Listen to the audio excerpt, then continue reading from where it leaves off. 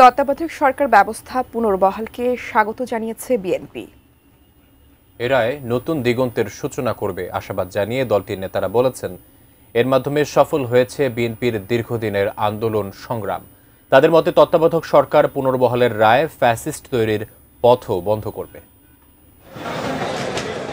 বিএনপির ভারপ্রাপ্ত চেয়ারম্যান তারেক রহমানের জন্মদিন উপলক্ষে বৃহস্পতিবার সকালে মিরপুর 10-এ আয়োজন করা হয় এক ম্যারাথন প্রতিযোগিতার। এর উদ্বোধনকালে বিএনপি নেতারা বলেন, সবার আগে বাংলাদেশ তারেক রহমানের এই স্লোগানকে ধারণ করে দলের নেতাকর্মীরা ঐক্যবদ্ধভাবে কাজ করছেন। বিএনপি আগামীতে একটি বৈষম্যহীন মেধাভিত্তিক সমাজ নির্মাণ করতে চায় বলেও জানান তারা।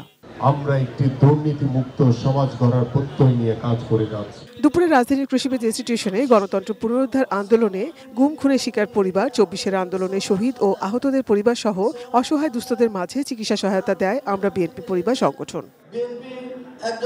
তারেক রহমানের পৃষ্ঠপোষকতায় এই আয়োজনে অংশ নেন দেশের বিভিন্ন স্থান থেকে আসা হতাহত পরিবারের সদস্যরা। ছিলেন আমরা বিএনপি পরিবারের সদস্যরাও। অসহায় দুস্থ পিছিয়ে পড়া জনগোষ্ঠীকে সহায়তা ছাড়াও দেশের যে কোনো সংকটে বিএনপির এই মানবিক কর্মকাণ্ড অব্যাহত থাকবে বলে প্রতিশ্রুতি দেন বক্তারা।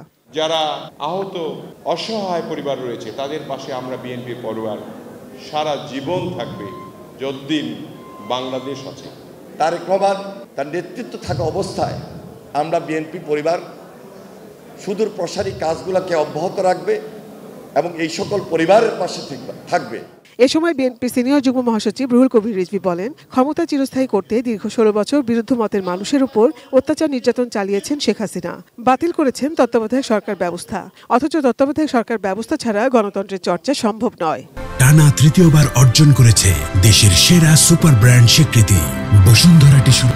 কেউ যাতে আবার নতুন করে ফ্যাসিস্ট হয়ে না উঠতে পারে, তার জন্য আমি মনে করি আজকের এই রায়টি অত্যন্ত ইতিবাচক এবং আবারও গণতন্ত্রকে প্রাণবন্ত করার জন্য এবং গণতন্ত্রের এই প্রাণ ভোমরাটা আবারও পুনরুজ্জীবিত হলো আজকের এই রায়ের মধ্যে দিয়ে। এদিকে সকালে ঢাকা বিশ্ববিদ্যালয়ের বটতলায় ফ্রি মেডিকেল ক্যাম্পের উদ্বোধন করেন বিএনপির স্থায়ী কমিটির সদস্য আমির খসরু মাহমুদ চৌধুরী। পরে সাংবাদিকদের তিনি বলেন, তত্ত্বাবধায়ক সরকার পুনর্বহালের রায় বিএনপির দীর্ঘ আন্দোলনের সফলতা। তত্ত্বাবধায়ক সরকারের অনুপস্থিতিতে বাংলাদেশের মানুষকে যে ত্যাগ স্বীকার করতে হয়েছে, যে জীবনগুলো গিয়েছে, যে নির্বাচনগুলোকে কেড়ে নেওয়া হয়েছে, মানুষের ভোটাধিকার কেড়ে নেওয়া হয়েছে, তার মাধ্যমে যে অপশাসন, নিপীড়ন, নির্যাতনের রাজত্ব সৃষ্টি হয়েছে, তত্ত্বাবধায়ক সরকারের মাধ্যমে আমরা আশা করি সেটা আগামী নির্বাচনগুলোকে সুসংহত করবে। আগামী নির্বাচন প্রসঙ্গে আমির খসরু বলেন, বিএনপি থেকে বের হয়ে কেউ অন্য দলের হয়ে নির্বাচন করলে তার দায় দল নেবে না। বিএনপি যতক্ষণ করবে ততক্ষণ সে বিএনপি, তার বাইরে গেলে তো সে বিএনপি থাকছে না, তাই না? তো সে যে যাবে তার দায়িত্ব সে নেবে, এটা তো বিএনপির কিছু করার নেই।